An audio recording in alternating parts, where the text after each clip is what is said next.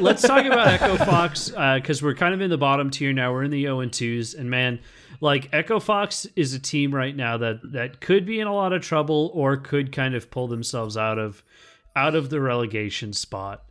They have solid talent. Like Froggen showed that despite having like some pretty low lows, he also had some pretty high highs, especially with good. his TF play in his match against Phoenix One. Like he's not a sorry, not Phoenix One. It was the Immortals matchups. He's still not a bad mid laner. He's not terrible. He's not to the point where you can retire him. He's got his clutch and Nivea picks, but like he can still utilize some champions like TF and just pull that out. That's a hard person to ban against because like you want to go into it and target certain mid laners who are going to give you problems and really have to attack that power position, but you really can't. So you have to put your focus elsewhere. Acadian really came out as a strong talent this week. I mean, he won that first game against Immortals, 12-1-4 against Graves. This boy is nuts. I'm so excited to see him play. Looks great. I really like to see them lean on that a little bit more next week because they picked Graves once and then they didn't for the next two games and they ended up losing that series. It's like if it worked once, I mean, maybe it doesn't work again, but at least try. And we didn't see that at all in the rest of their series. So they've got some good pieces in place. Their biggest problem right now, though, is definitely their bot lane. Gate's not good. Keith's not great. And it's such an easily targetable thing that as soon as people figure out Fox, like Keith is only arguably a top 10 ADC. We got into this LCS. pretty heavy in Slack. Oh I my think God. He is only arguably a top 10 ADC but player. Sean, he had Sean a good hates showing 2 seasons ago. Exactly. Yeah. There's only 10 in the LCS, and he barely is in there. Yeah, I mean, we're gonna have to see if Fucking hate Keith. we're gonna. Have to see I like looking at his face because he always looks as if he's just seen something that really. No, he looks. I feel like he's just seeing that his champions have a passive. He's just figuring it out. No, he looks like a guy that has listened to Gate for like an entire split. Yo, man, like, don't even talk shit about Gate, all right? Gate is the patron saint of this podcast. It could be worse. He could have been listening to Baby this whole time. but Echo Fox, like they're gonna have In a Gate, hard we time pray. getting out of. They're gonna have a hard time getting out of this potential relegation spot, which has sort of been Echo Fox's story for quite some time. They have good pieces in place. They just really need to refine them. But let's talk about sort of our last North American team here, Envy. Oh boy. All right, well said, boys. Well All said. right, and Europe. Let's move on to. And that's Europe. All right, here we Ian, go. take us through Envy. Okay, I'll take you through what I can of this dumpster fire. All right, good. We're done. That's it. So they played FlyQuest and CLG. FlyQuest. Okay, so basically, to summarize both of these series in a couple sentences, Envy's early game does not look bad. They look like a competent early game team. Once the game hits 25 minutes, they look like a plat solo queue game. Like, they completely fall apart, and any kind of early game lead they might have gotten just completely falls apart, and the game ends up going super long because the other team has to come back, and the other team ends up winning because that's what happens when you play Envy, is you win. So, like, honestly, until this team gets their full roster together, it's Story of just, Envy's life. God, it's just not going to be fun to watch this team play, like, at all. Like, literally, game 2 of the CLG series is like Envy in a nutshell. It is just a complete clusterfuck of a game, and the game literally only ended because Envy was pushing mid lane and their entire team sat in a misfortune alt, and just they got cleaned up after that, and it was is just bad. Did they win a single game this week? No, they went. No. They went Oh, yeah. 0-4. Yep. And There's honestly, a reason they're at the end of the NA little rundown. And honestly, I don't feel like they're going to improve because they didn't fix the real issue of last year, which was communication. They No matter literally, how many people yeah, put it's in like there. they literally were like, "Oh, I got a wound," and then they just like took a photo of the wound as if they were gonna try and fix it, and then they just left it. They just did it again. Or maybe I'll say they sewed it up, and then they just got home and they just very delicately just ripped it open again. Like Seraph's getting exactly what that little shit deserves, man. I'm so stoked. Yikes, here it comes. Here comes the fucking Yeah. clause. The laud clause. Okay. Anyway. So, okay, for That- Seraph, I've said this before. For Seraph, I have never seen a team that he goes to do well. It's because he's toxic as hell in the house, man. No, it's because you don't pick up Seraph if you have a good team anyway. So I don't even know if you can blame him solely for that. Like from the But he's day getting tossed around from shit teams to the next. he came over from Korea to play on CLG, every team he's touched has just gone to shit. Yep. And he has not smiled. He has not smiled one time. So I'm going to tell you something, Blake. I have a signature from Seraph. Sweet. I have it on a t-shirt. Yeah, he does. Hey, we should. You know When what? I said thank you, he looked me in the eyes and smiled. Yeah, you know what? The You know what I last think we should do? recorded You know, time. The you last know what I think we recorded should do smile. with that is we should take that. That was 2 years ago. What we really ought to do with that. Is We should take it. that signature and we should burn it to as a sacrifice to the Wait, great I bet I've gate. got it back To here. the great Hold on. gate, we should We're sacrifice. gonna take that and we're gonna pack it up and guys we're gonna transition. hear from our good friend Adam from the Trinity Force podcast, the proper, about our Patreon, and then we're gonna talk about Europe. The Trinity Force Network is brought to you in part by patreon.com/TForce Network. Head over to patreon.com/TForce Network to check out our Champions Select podcast, replay reviews, and more. For $10 a month, we will give you 2 Champions Select podcasts going over everything you want to hear about specific League of Legends champions. We also have Hearthstone and other rewards available for you at the touch of your fingertips. So again, head over to patreon.com/TForce Network. Help support the podcast network you love and get more of our content delivered to your inbox every month. So let's talk about EU. H2K came out on top on Group B, and I actually want to hit it in reverse did. here because I feel like Group B has a lot more to talk about right now, and I wanted to hit them pretty hard before we jump into A. So Grant, talk to me about your good friends H2K. Hard to kill. I think that's what it stands for. Way too hard to kill, seeing as they are the only team to go 4-0 in this first week. No losses, two solid victories. Though game 1 or set 1 was quite easy against Origin, the team that we expect to do nothing. And I think they put up a bigger fight than we expected overall. Like Nahun actually looks kind of good, which is pretty surprising, seeing as he's never won a game to save in his life. And this team got like the first game, like brand new, friggin' wonderful team, and they get in and they look good. They're pretty together. They've really got everything going in the right direction. There were a couple spots where you're just like, okay, H2K, you're getting ahead of yourselves. And then after that, they go roll right into the Splice game and just fucking tear Splice a new one. This was supposed to be the hard game. Yeah, I guess like that is sort of my question about HGK right now. Unfortunately, it is going to take a while for us to see a strength of schedule develop for Europe because of the weird group system. You know, you're not going to see the top teams out of Group A until weeks 3 through 5.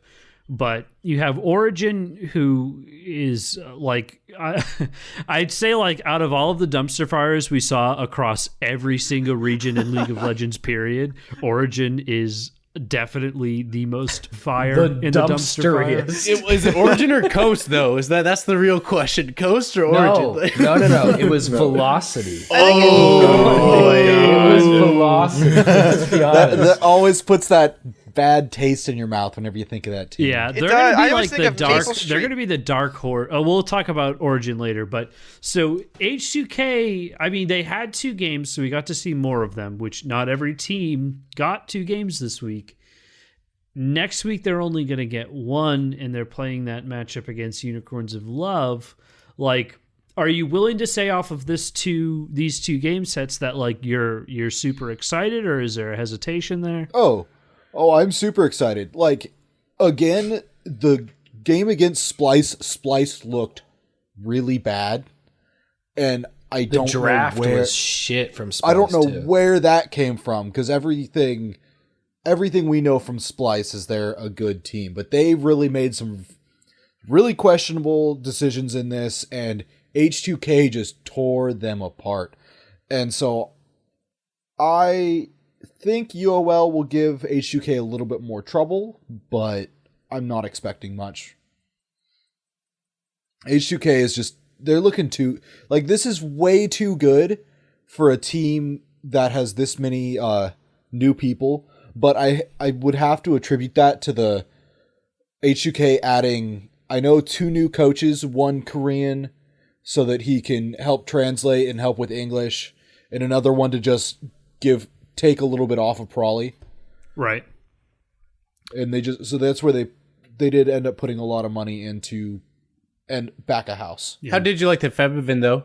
What did you think of that addition? Dude, holy shit. His Jace is monstrous.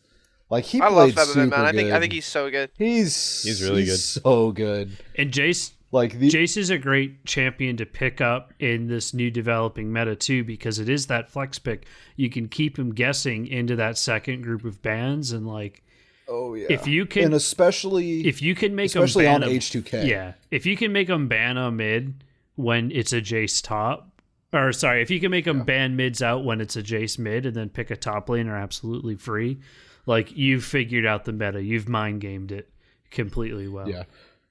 And When knowing that Otawamne is just as terrifying on Jace Right. as we can now see Febivin is, Yep. like, that's just scary. Yep. and I also I was feel very like, surprised to see his. Oh, go I ahead. feel like their team environment is just so much better this year. Like, I like to compare H2K to Team Liquid. Not as bad as Breaking Point, but almost as bad as didn't put it in a documentary. And you just saw on like the team cams that they were all laughing and having fun. Something that you didn't see like last year with Forgiven. And the addition of Nuclear and Shade just helps. I mean, they're all Korean bot lane, but it's okay when as long as they know enough English to say when Yanko says, come kill this person, okay, we're going to come kill this person. And everything else just rolls on. Yeah, I think you actually saw more pings coming out in HTK's matches than you did really in anybody else, which it shows that they're using the tools that they have to communicate, and that's a really strong thing for HTK to utilize right now.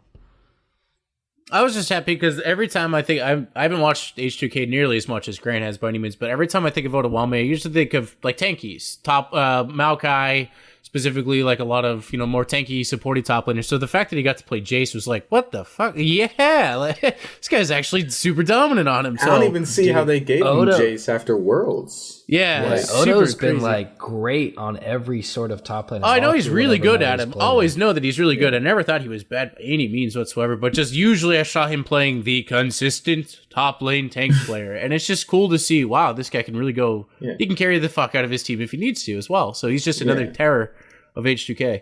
Yeah, after Worlds, at Worlds he really showed that he can also carry the team on that Jace. And I was surprised to see him get Jace multiple times because he was just a monster on that champion at Worlds for H2K.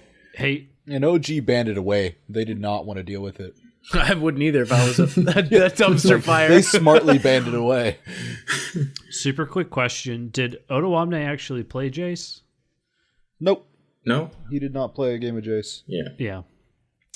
So like that's still a pocket pick that they can bring the out. only game it was available was the game Febivin played in. Right. It was banned every other game. Right. And then they just use it to mind game, so. Yeah, I mean that's the ironic thing too. Like that's why I love this pick ban system, is because now, like, okay, so Jace makes it through the pick ban, you pick a mid laner first, and you just let it slide through. Fevaben, like, okay, Fevaben's going to play something else. We don't have to worry about Jason phase 2. Let it get all the way down to the bottom, maybe even pull out a couple of like top laner bans, and then, oh shit, Odo Omni's on Jace. Like, you can just, I fucking love it. You can totally flip it around. It really is great. Like, flex picks right now are the strongest. And that's really the teams that are standing out the most are the teams that have those flex picks right now. Right. But let's talk about schedule for next week. Now, we only will get to see the one performance out of H2K, but it's going to be against the Unicorns of Love, who right now I think in their group is the strongest contenders. Yes. Again, it's going to be a harder game, but I think H2K maybe drops a game. Wow. Their first loss against UOL. Let's talk about them, actually. Let's talk about the Unicorns of Love, highlighted in right in the offset of the episode with the Poppy Watch. The first Western Poppy played, the only successful Western Poppy played. Cole, tell me all about them. Let me tell you about these Unicorns of Love and why I think they're the third strongest team in Europe. Wow. In all of across both groups. Across both groups. First of all, they're the only team I've seen so far to master this pick and ban phase to the point that it's just immaculate. This first game they play against Vitality, and I know it's just Vitality, but I just want to run through this pick ban phase. So usually in Europe, what you're seeing is they try and ban Maokai first. He's super strong right now in the top lane. Unicorns doesn't do that. So that forces Vitality to pick their top laner first, but they don't want to play Maokai, so they pick Nautilus. And then from there, it's just a series of counter bans from Unicorns of Love. In the entire game one, it's just basically let us scale up to these counter picks and then just steamroll the rest of the game. And that's another thing I want to highlight is that's something you haven't seen out of Unicorns in a usual play. They usually have the chaos style, and they just played super patient in the first game, which is really impressive. In the second game, they got back to the chaos style, but it felt like it was with a purpose. They actually lost in the kill score 21-17, but for every time they died, it seemed like they were picking up an objective somewhere around the map. And I just had to give it to their coaching and also to the players for stepping up. Exile was in top 5 in KDA week 1. Vizichachi was the only game that Camille played in Europe, and he absolutely destroyed. And Great just week for the for stats, Vizichachi. Great week. And just for the stats to back this up a bit, their average game time was 29 minutes and 52 seconds. Like the lowest average time across both regions, I think. Tower ratio, 6.3. Take some notes, Immortals. If you can't do it in that, at least lay down in that. They got 100% first tower and 100% dragon baron rate. Like, Jesus. I don't know if that was just Vitality being bad or if it was just Unicorns just showing great objective control. Xerxes was a big question mark for this team. They dropped move over him. How did he do? He didn't do as well as, I thought he would do. Pulled out the Ivern. Ivern's not going to show up big in the score sheet because he's more of a support jungler, of course. And then on the Rumble game, he was 2, 4, and 5. But they mainly used that as a flex pick to get Vizichachi that Camille. Which is a great flex pick, by the way. Yes. And so, if anything, he brings versatility to the champ select for them toward the end of the day. And so I think that if they continue this trend of pick ban phase, they have a way better shot at playing at least the top teams like H2K and G2 than other teams. I don't know if they're at that point to beat them yet, though. Cool. So, obviously one series isn't a ton to kind of springboard off of. But next week, we're actually going to get 2 performances against Origin and H2K. Origin, I'm going to fill in the blanks for you and say is going to be a sweep. But H2K kind of does draw a question. This is their matchup for this group. Yeah, I think H2K will win that game. UL might take a game off them just off winning pick ban phase, but I think H2K right now is just superior, not only in mechanics and just raw talent, but as a team right now. And I don't think they'll fall into the chaos style because that's what happened to Vitality. The second game was Vitality had a lead, and they just fell right into the chaos style that UL wanted to play as their fallback. All right. Well, and I think it'll be interesting, too, to see Xerxes versus the Yankos, because I read in agreement that Yankos is probably the best jungler in EU. Yes. He's best jungler in LCS. Okay. dude, So Yanko's that'll really be the freaking proving grounds monster. for him. Wow. Yeah, I because love- Yankos is super huge. Yeah, I'll specify. So- on First that. Blood King gets first blood in just about every Yeah. game, and for just in an amazing fashion every time. Yeah. Grant, talk to me about Vitality. They are in the losing bracket, but it's hard to say when they only get one showing this week. What did you think about their series against UOL and sort of a starch comparison? You know what? Vitality looks like they've got a lot of problems.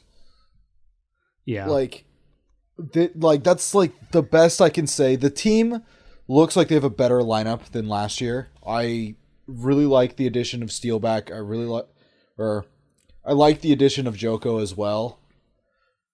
But we got to see where Hachani's going to move from. I don't know. I really don't know how much English he speaks, or if they're doing more to.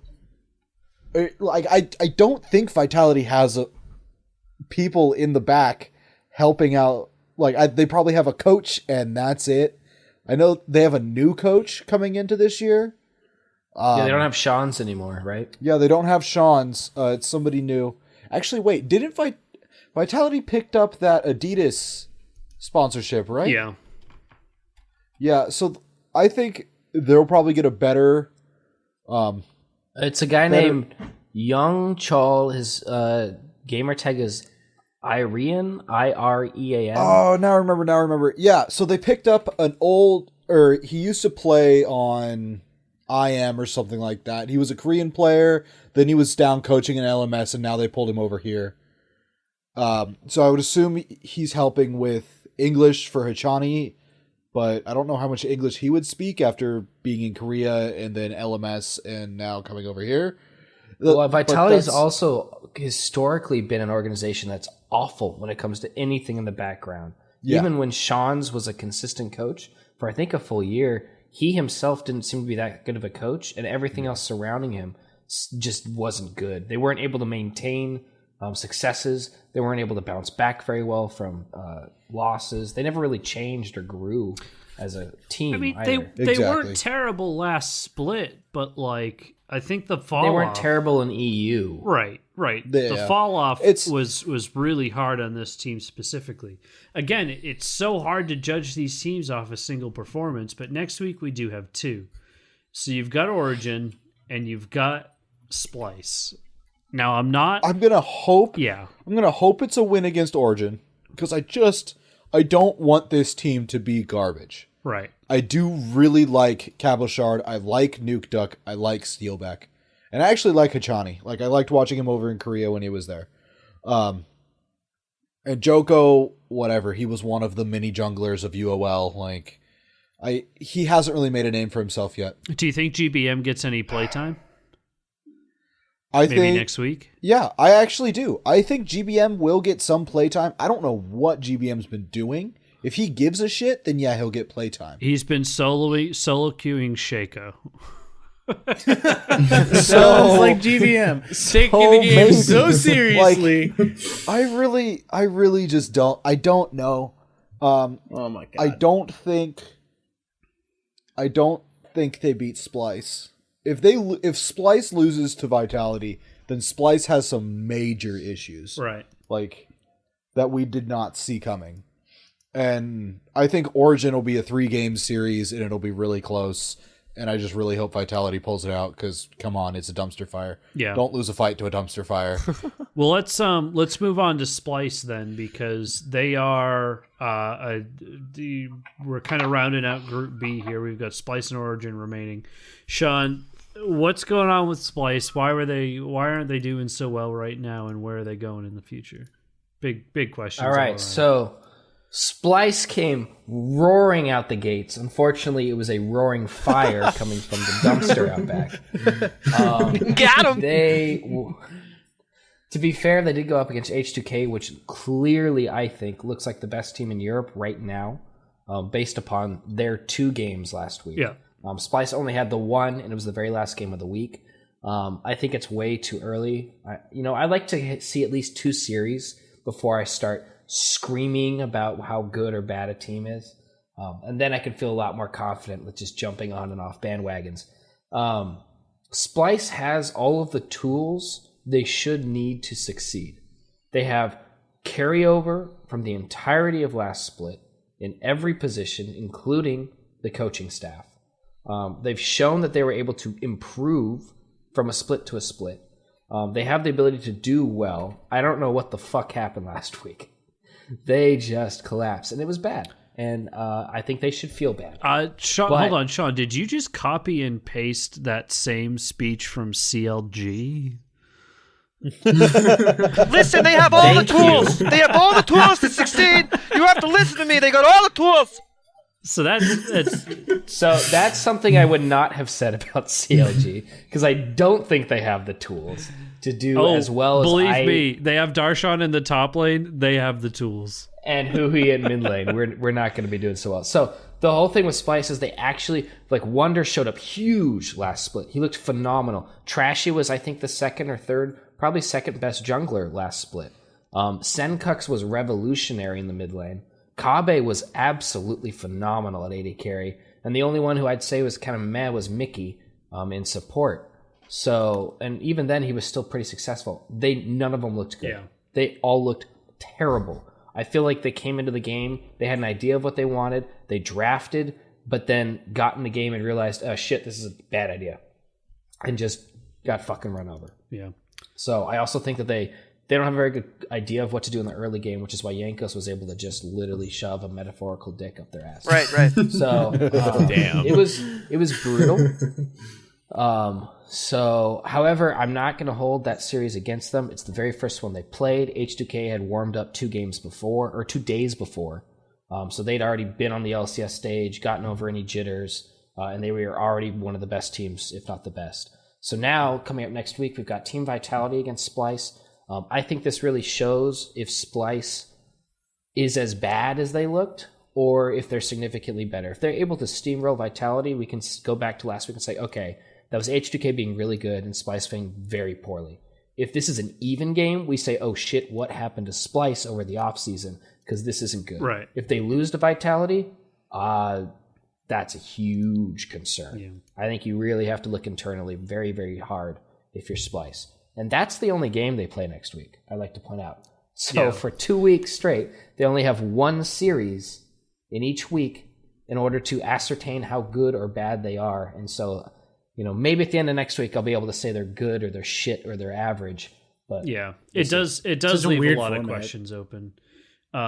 Let's just let's light a match and burn off the rest of this group because Origin right now, okay, so they had to play the best team in Europe in H2K. That was their one series. They, got destroyed 0-2, but none of the pieces of this team right now seem to be gelling. And from what we know of Origin's past, it's not looking good, boys. We're going to joke about this a lot, but I don't foresee a very positive outcome for Origin kind of going forward. Yeah. I think we'll all be surprised if they don't get relegated. Well, we will and we won't be surprised because Challenger Series in Europe has never been too strong. So I guess the question is when does Xpeke step back into this team and which position does he decide to take over? The only positive thing I can say about anything with this is that they managed to get 3 dragons and a baron in their second game against H2K, and that's it. Next week, I don't expect any wins, and we'll have a lot more to talk about if they actually get there. I'm thinking inevitably what's going to happen is if they stick around for one more split, Peke is actually going to symbiosis. So he's going to create 5 of himself. Clone himself. Clone himself and make 5 positions. Yes, that's definitely what I think. He will play all 5 of them. Actually 6 because he needs to coach the team too. 7 he needs to deal with their financials. 8 he needs to cook for them. 9 God shit he needs to tuck them in. He needs to tuck himself in. 10 who's gonna vacuum? Shit man, it's expensive to clone man. Thank God he's in good all looking. honesty, I think he just needs to let this team die in relegation, right off into the sunset, and just let it be. Yeah. This be a bad check mark in the legacy of XPK. Yeah. Poor guy. Let's move on to Group A, though, because we do have some very interesting teams to talk about here. We start off at the top of the board with G2, Mr. Ian. All right. Well, G2 looking strong. Not without their flaws, but overall, I'm very pleased with their performance. I think it's what everyone expected. Obviously, G2 coming out of a less than stellar Worlds performance, but still, they did make it to Worlds. So I think everyone expected them to be good, and they did look good. Versus Fnatic, they played game one. They played a very good global comp. They played it very well, very clean, made great use of all the ultimates they had. And then game three, they Caps just would he went off. He was so good that game. But game two, probably the highlight of the series, the Rise backdoor with the ult that we've got into the heated debates over whether or not that was a good play by Fnatic or whether that was a bad misplay by G2. I still say it was a good play. I say it was a good play by Fnatic. I think that they played it very well. But I think Sean had other thoughts on that one.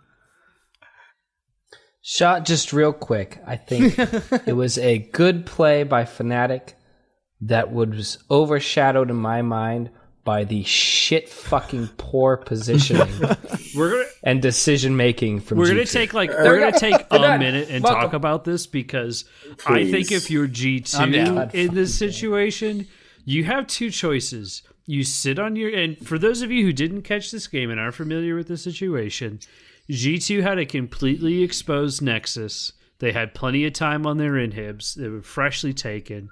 They pulled out of their base, and Fnatic used a Rise teleport ult to get behind them and close out the game.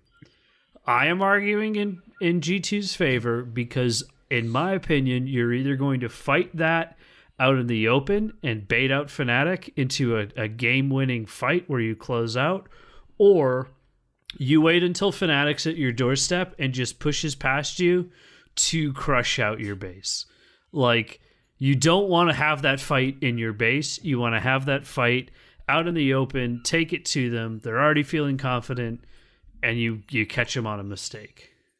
And there's just no way you can predict that Fnatic's going to use that Rise ult to do that. I don't care what team you are. There's no way you think in the back of your mind, oh, yeah, they might Rise ult maybe to flank us, and then they lose the fight, but not to flank us and then run toward our base. Yeah. It was just a great play. Well, at that point, it's also pretty much an inevitable loss when you have an open Nexus and the inhibitors down with the Rise. It's very difficult to come back from that statistically anyway. So unless you're Immortals. Oh, Yeah. Too soon? Ouch. No, not soon enough. Actually, just get out of LCS Immortals. But so G2, they do have a storied history of being the vacation team. Not a lot changed, if anything, about this roster. They picked up Weldon, which, if anything, that's like a major boon that we'll see develop over weeks of play. Any contenders in this group, though? Next week they have Misfits, the only other team to pick up a win. Ian. I don't know. I think G2's, as of now, from what we've seen, they look like the strongest team in the group. Fnatic gave them a good run for their money. I think they're the only other team in the group right now that can really, really contest with them. Everyone else has just looked just one tier below. So it's I think they're going to be. I said it with Cloud9. I think they'll be sitting pretty. I don't think they're going to run into any big troubles. And they don't play Fnatic again until week 7? Yeah, something crazy like that. It's so I don't think they're gonna have any trouble with the rest of their group. And you could see with the game versus Rock Hat, they just walked all over them. So it's the story of that series was just why the fuck did G2 or why the fuck did Rockhat not ban LeBlanc? Like, just why? Why would you not ban that champion? It's so good. Both games they didn't ban it. Both games it just walked all over them. You can peg it down to just bad. like a meta lack of preparation. Like you don't plan to take out that champion. You plan on taking out other champions that you're specifically worried about, and then that just kind of opens up, and you go, oh, fuck, you have nothing to do about it. You can't do anything about it. So yeah, like overall, the other teams just look just weaker in every aspect than G2. So I think they're going to be sitting at the top for a while. Fnatic might be right on their heels, but I think they're going to be number one. Yeah. Let's talk about the other team that pulled out a win this week in that group, Misfits, and my good friend Odin. New to the LCS, breaking out a challenger. First week they pick up a win over Giants. Well, I think just about all of us had Giants at the bottom of this group. I guess Sean and I didn't because we thought Knight was good enough. Or we think Knight's good enough to keep them above Rockhat. And Misfits had trouble game 1. Giants was able to win that game. And then they came back so hard. Just so hard games 2 and 3. Cacao, the whole team was really offended that they lost to Giants. And Cacao comes in the next game on Kha'Zix, goes 6-1-2 and just blows Knight up all day. Just all day. And then in the game 3, Power of Evil gets Syndra, and he's just like, well, I'm on fucking right-click win champ, so let's do this, boys. Despite the loss, I was actually really impressed by Engar in that game 1 on his Thresh. Ignar. Like he's a lot of fun to watch. He's definitely got some skill. Him and Hansama have really good synergy, which isn't surprising since they played in Challenger. And this, Hansama, Alfari, Ignar all looked good on their own. I think this team's really... They're not going to take top, but they're going to be a team that top teams have to worry about for sure. Yeah. How do you feel? Kaboom. How do you feel about their schedule next week? We are going to see them in 2 matchups against the top of their group in G2 and another lower tier, I guess at this point, in Rockhat. I think this is really gonna the G2 game. I don't really see them winning. Right. I think G2 is too good. They've got they're 2 together. They're still a super strong team. We can't expect Misfits to win that game. But I think the game against Rockhat is really going to set Misfits at where everyone thinks they're going to be, which is 3rd in that group. And I think it's really going to I think it's going to be a good litmus test for Giant to see who's better, Giants or Rockhat in this early.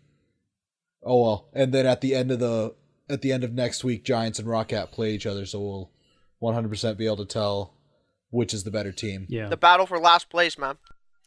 Straight up. And we're going to start that battle for last place actually with Giants. What did you just say? I'm sorry. What did you just say? We're going to start that battle for last place. Yeah. What? I mean, what is there really to say? Edit that. What is there really to say about Giants? I mean, to be completely honest, they played better than I thought they would. They did manage to take a game off of Misfits. I mean, I don't really... Knight played okay. I mean, they just need to sort of work on their shit all around. I mean, I guess the first place I would start every single game against... you know what I'm trying to say. They gave up first tower in bot lane, so I think that bot lane really needs to start hustling and sort their shit out. I think it's super hard. Literally it's super hard kill to yourself. judge a losing team off of their first week. But next especially week, when they only have one match, they just weren't Right. looking. Just like how, what am I supposed to say about them? It's like right? they just looked really meh. next so you're week saying is that Origin can still be good? well. The thing is that like I guess the difference in that direct sense, the difference between Origin and Giants that we're presuming here because we don't really know, aka FlyQuest, is that Origin we know there's like problems in the back end, and Giants we at least saw a decent showing last split. So it's like where are the glimmers of hope for this roster? Where can they do something? What about this team can work? And I think next week is really where we see it. And Blake, I'm interested to get your thoughts. Well, yeah, I mean mid lane is what they should focus everything into. Right. Because Knight's a solid player. Well, they've Put got everything you got into Fnatic. Knight. They've got Fnatic and they've got Roccat next week, which are the two other teams that did not win games this week. So it's kind of a big matchup. Caps, you got young blood, baby Faker, which we'll talk about at the end of this episode, and you've got Betsy. Where do you go? How do you like give me your predictions for next week? I think Fnatic's going to take this game just because I think just across the board they got better players. Mid lane could be interesting. Oh, we're talking about Roccat first? No, well you've given your thoughts on Fnatic. Let's talk about Roccat. Well, that's the fucking match of the goddamn weekend. This is the match of the century right there, Giants. I mean, Roccat. I can hardly contain myself. Yeah, I'm excited. As a matter of fact, I'm working on a time machine right now, so I don't have to wait this whole week to see this fucking. And you're match. gonna have to wait because that is the very last game. Hold on. In Europe, that's a fucking Sunday game. This is like the leap year of Europe right now. Sunday games. What a great game to have on a leap year. They're super weak. This is gonna be a real. Don't bring up super weeks, please. No more. It's gonna be a real barn It wasn't burner. me. Blame your girl's shocks there, Chris. Let me break down this super week for you. You have two titans Wide of shoulders. industry. You have Origin and Vitality squaring off right at 10 a.m. Sunday, the match to watch. You have Giants versus Roccat immediately after that. The true barn burner. What my excitement, what hype. Can you tell that we're faking it? See through the smiles. Man, I'm so glad I work Sunday mornings. Yeah. God, I hate to shit on Europe because I know there is talent in Europe. We take it in North America all the time. But this really feels like a big misstep out of Riot, and I hope that this isn't the future for them.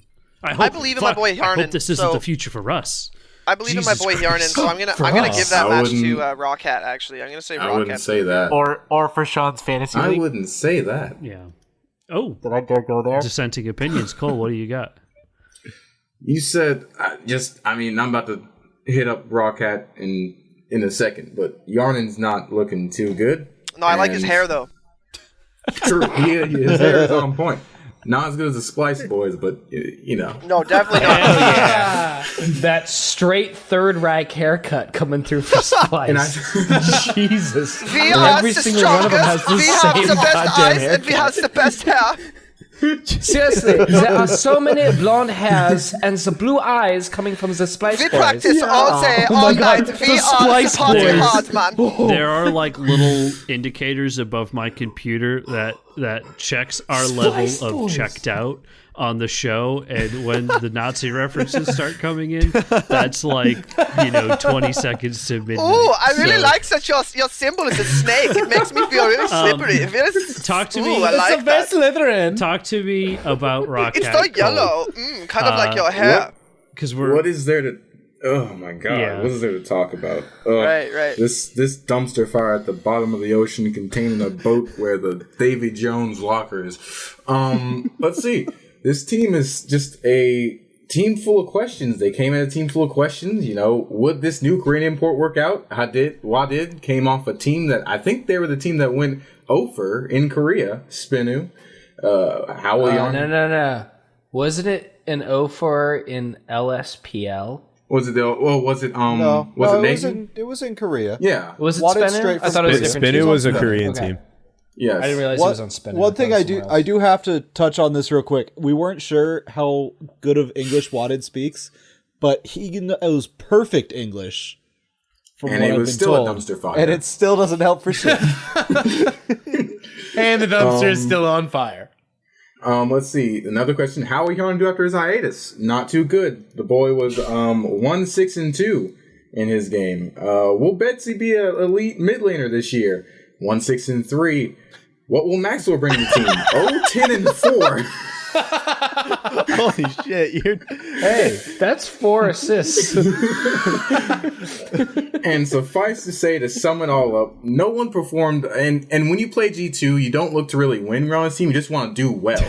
And they didn't even do that. They didn't No ban one LeBlanc. performed well. Which is one of the bad things. Their pick ban was so bad they didn't ban LeBlanc. They gave it to Perks and he went off. Twice. I don't even. The only shining star was Faxi, and that's because he got first blood in one game. And then G2 was like, wait a minute, we just gave first blood to Roccat. What are we doing? And they went on to just pound him. Their early game was okay, but otherwise it was just a dumpster fire. And I think this team is even worse than Giants. I think Giants still has a semblance of a team. Yeah. Take us home with Fnatic then, because they're the last team that we haven't talked about. They did lose their matchups this week, which was sad to see. But next week they've got a single game against Giants. So we're gonna have 2 1 week schedules for them. But give us a glimmer of hope in this otherwise bleak existence. Yeah, I think Fnatic is that glimmer of hope. I think that while they lost their games, they steadily improved over the games. The first game, actually, none of the games were that far apart. You look at the score lines and think, oh man, except for the second game, they got pounded.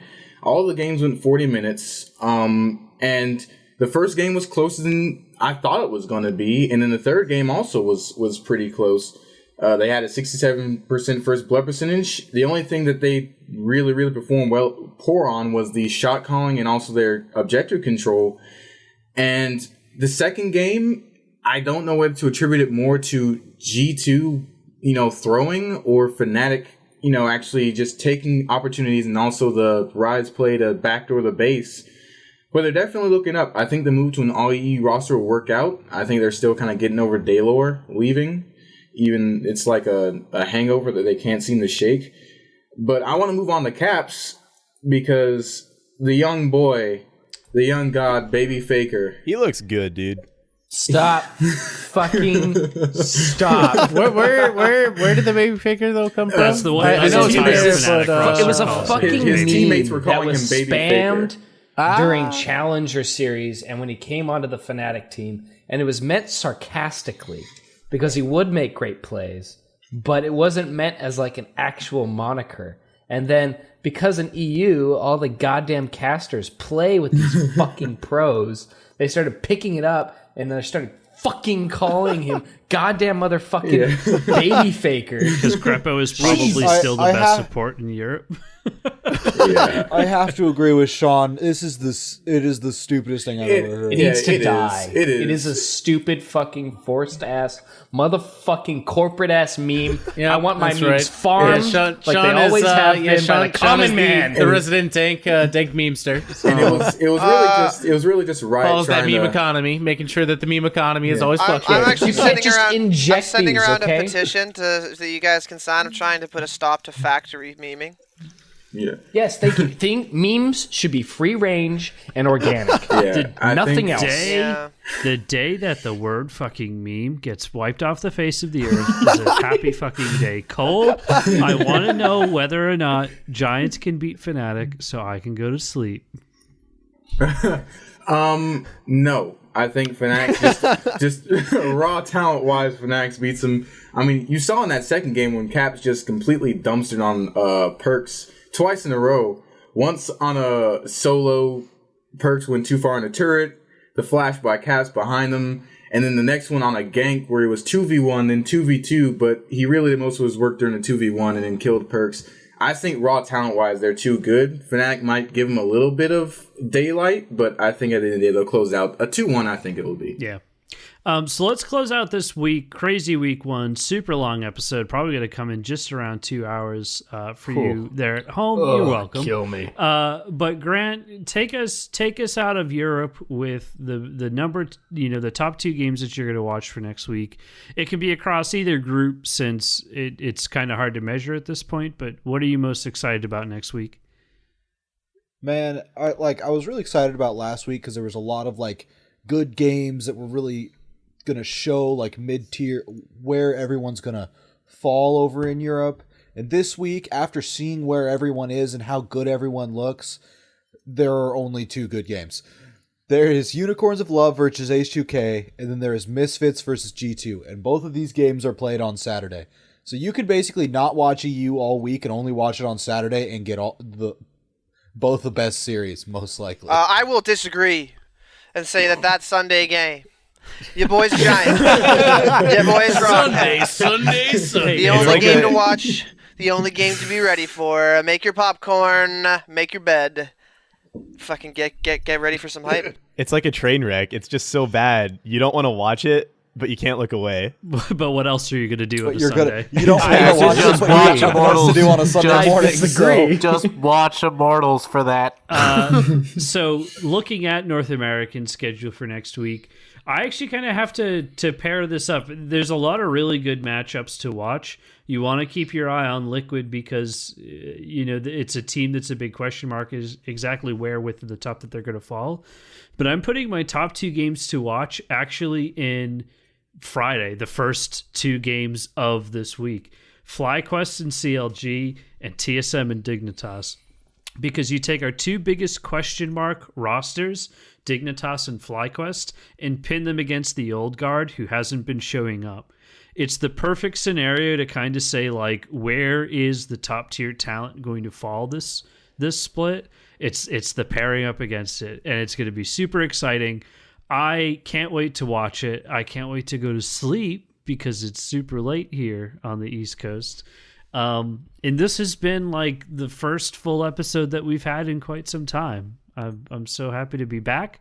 I'm so happy to be talking about actual League of Legends and not rumors and rumors of rumors.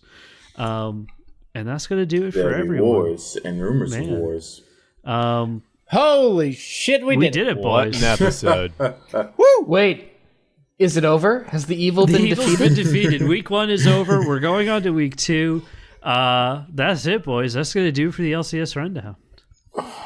Holy Goodbye, fuck me everybody. sideways, oh my god, the dumpster fire can go on for a little bit. So We've used the fucking term dumpster. Fuck you guys, man. The word dumpster fire has literally been said about 45 times this episode. We can't. I don't think we can use the word Thesaurus. dumpster fire. That's what the anymore episode 'cause should we be. just This should be episode 142, the beginning of the dumpster fire. Or, no. Episode 142. A new dumpster I believe fire. it's 140. I believe it's 144. It's episode the last 144. dumpster 144, a new dumpster fire. So that will The last dumpster that will do fire, us yes. for real. A plea from to all of our fans from me.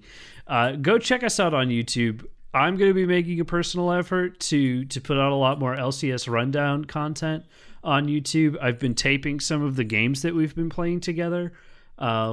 But Taping. Shit. He's been taping them on a Oh, God. VHS. just taping them on a VHS. no. Just a camcorder. on a fucking 8-track. that was a good Oh, point. man. He hasn't seen the Jungle Sins yet, Odin. Yeah, lots of other shows on the network all contribute to that space. So just search for Trinity Force Network on YouTube. You'll find our channel.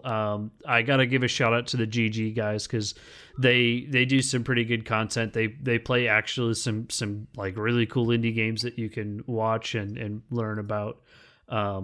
It's going to be a great year for YouTube. Not for many other things, but at least for YouTube. So from everybody at the Trinity Force Network and our new lovely LCS Rundown family, thanks for listening, and we'll see you next week. But hey, Have a everybody, bit of a I want you to time. just. I love you. I just want you guys to know Bye-bye. it's a tough road ahead. But you know what? As long as we stay together and our emotions are huge, it's all gonna be okay. Stop.